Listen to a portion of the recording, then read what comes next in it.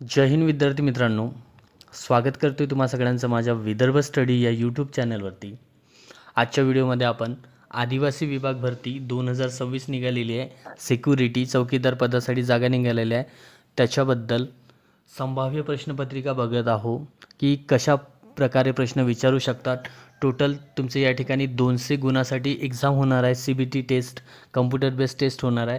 त्याच्यामध्ये मराठी ग्रामर विचारला जाणार आहे 25 प्रश्न, एक प्रश्न हा 2 मार्काचा असेल। त्याच्यानंतर मग इंग्रजी ग्रामर विचारला जाणार आहे 25 प्रश्न, त्यानंतर GK 25 प्रश्न आणि बुद्धिमत्ता चाचणी म्हणजे रिझनिंग त्याचे 25 प्रश्न, असे टोटल 200 गुणासाठी ही एक्झाम होणार आहे। आणि त्याच्यासाठी संभाव्य प्रश्नपत्रिका कोणत्या प्रकारचे प्रश्न येऊ शकतात तर आज आपण संभाव्य प्रश्नपत्रिका एक बघत आहोत। तर बघा संभाव्य प्रश्नपत्रिका आणि पहिला प्रश्न आहे, आमचे प्रफुल्ल कुलकर्णी सर सेवानिवृत्त झाले तेव्हा शुभेच्छा देण्याचा कार्यक्रम होता, त्यावेळी सर्वांचा कंठ दाटून आला होता। या वाक्यातील अधोरेखित अर्थाचा वाक्यप्रचार सांगा। या ठिकाणी बघा कंठ दाटून आला होता या शब्दाला अंडरलाईन आहे, अधोरेखित आहे, तर याचा अर्थ काय होणार आहे? अचानक बळ येणे, ऑप्शन बी आहे कपाळाला हात लावणे, ऑप्शन सी गैवरून येणे, ऑप्शन डी मोठ्याने रडणे। तर याचा योग्य अर्थ होणार आहे ऑप्शन नंबर सी गहिवरून येणे। ठीक आहे, हे सगळे आलेले प्रश्न आहे प्रिवियस एक्झाममध्ये, तेच घेतले आहे मी। दुसरा प्रश्न बघा, एखाद्या वाक्यात नामाबद्दल विशेष माहिती सांगण्यासाठी काय वापरले जातात? नामाबद्दल विशेष माहिती सांगणाऱ्या शब्दाला काय म्हणतात? विशेषण म्हणतात। जसं विवेक हुशार आहे, आता या ठिकाणी नाम आहे विवेक, ठीक आहे, आणि हुशार हे काय? विशेषण। नामाबद्दल विशेष माहिती सांगणाऱ्या शब्दाला विवेक कसा आहे तर हुशार आहे, तर नामाबद्दल विशेष माहिती सांगणाऱ्या शब्दाला विशेषण असे म्हणतात, ऑप्शन नंबर ए। ठीक आहे, नंतर सर्वनाम म्हणजे काय तर नामाची पुनरावृत्ती टाळण्यासाठी नामाऐवजी वापरल्या जाणाऱ्या शब्दाला सर्वनाम, तो, ती, ते, ज्याने, त्याने, ठीक आहे, अशा प्रकारे त्याला सर्वनाम म्हणतात। नंतरचा प्रश्न, एकाक्षरी शब्द नेहमी रिकामी जागा असतात, तर काय असते? जे एक अक्षरी शब्द असतात ते नेहमी दीर्घ असतात, ऑप्शन नंबर ए। नेक्स्ट आहे पुढील प्रश्न, गरिबीतून मोलमजुरी करून सीताराम एक दिवस जिल्हाधिकारी झाला म्हणतात ना रिकामी जागा। बघा, गरिबीतून मोलमजुरी करून सीताराम एक दिवस जिल्हाधिकारी झाला म्हणतात ना, काय म्हणतात? टाकीचे घाव सुचल्याशिवाय देव पण मिळत नाही, तहान लागल्यास विहीर खोदणे, पदरी पडेल पवित्र झाले, सत्तेपुढे काही चालत नाही। तर योग्य काय होणार या ठिकाणी? ऑप्शन नंबर ए, टाकीचे घाव सोसल्याशिवाय देव पण मिळत नाही। त्यानंतरचा प्रश्न बघा, खाली दिलेल्या वाक्यातील अधोरेखित शब्दाची जात ओळखा। आता अधोरेखित शब्दाची जात ओळखायची आहे। सीता मिश्राने धावण्यात सुवर्णपदक जिंकले। आता सुवर्णपदक हे काय आहे? या ठिकाणी सीताने काय जिंकले? सुवर्णपदक। हे नामाबद्दल माहिती सांगत आहे, नामाबद्दल माहिती सांगणाऱ्या शब्दाला विशेषण म्हणतात। नाम म्हणजे सीताने काय केलं आहे? सुवर्णपदक जिंकले आहे धावण्यामध्ये, तर या ठिकाणी विशेषण, सुवर्णपदक म्हणजे काय होणार? विशेषण होणार।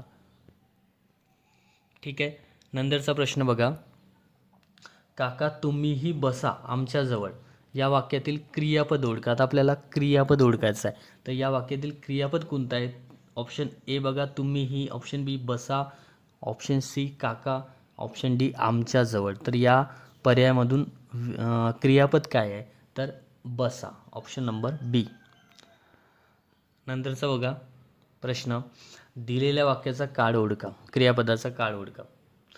तो हसला, कोणता काळ आहे? क्रिया झालेली आहे, तो हसला, हसला, हस प्लस ला म्हणजे हस याला ला हे प्रत्यय लागलेला आहे, म्हणजे क्रिया घडून आलेली आहे, याचा अर्थ होतो क्रिया संपन्न झाली। तो हसला म्हणजेच काय? हे भूतकाळ आहे, ऑप्शन बी।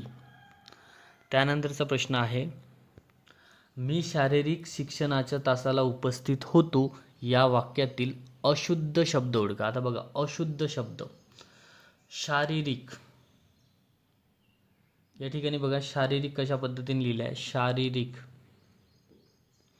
अशा पद्धतीने येते, शारीरिक शिक्षणाच्या तासाला उपस्थित होतो. ठीक आहे, या ठिकाणी हे शारीरिक काय चुकीचं आहे.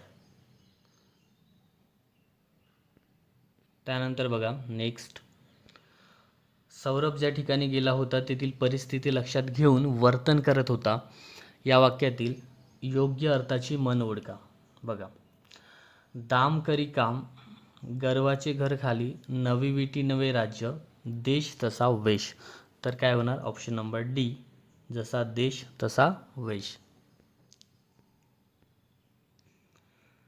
नंतरचा प्रश्न आहे, खाली दिलेल्या शब्दाचा विरुद्धार्थी शब्द ओळखा. तर या ठिकाणी सर्वात पहिले मी मराठी ग्रामर घेतला आहे. ठीक आहे, नंतर जी केचे प्रश्न घेतले आहे. तर खाली दिलेल्या शब्दाचा विरुद्धार्थी शब्द राजमार्ग. राजमार्ग म्हणजेच काय, मोठा मार्ग, मोठे रस्ते.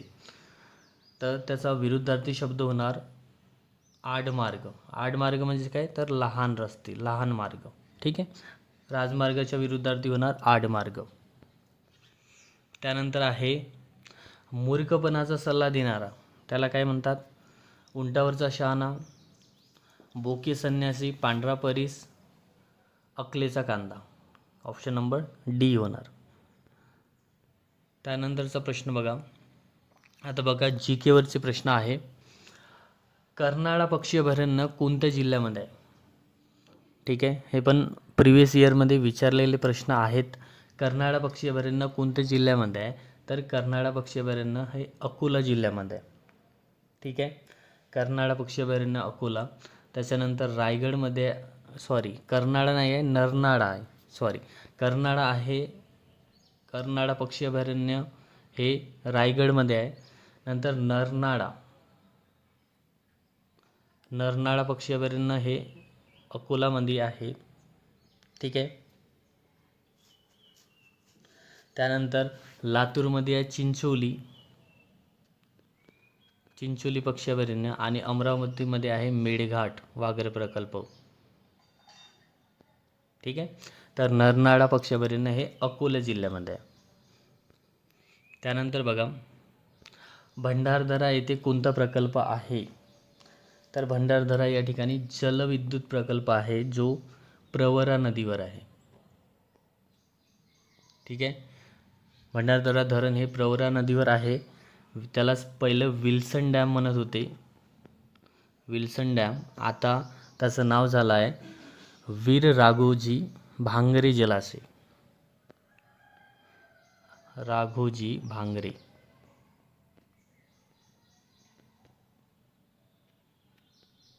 ठीक आहे, त्यानंतरचा प्रश्न बघा,